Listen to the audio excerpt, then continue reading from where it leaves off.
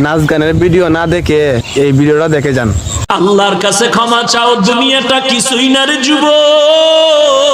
ওই কবরে যাওয়ার পরে গুনাহগারের কবরের দুই পার্শ্বের মাটির চাপ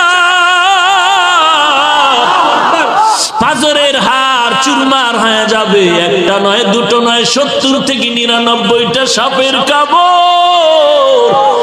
কবরের ভিতরে জাহান্নামের আগুন। এরে বান্দা, এখনো কি আল্লাহর রাস্তায় ফিরে আসবি না? আল্লাহ দেখায় দেয় দুনিয়ার বিল্ডিং এর আগুনে কত যুবকের লাশ, আর চিৎকারের আওয়াজ, বাঁচাও বাঁচাও।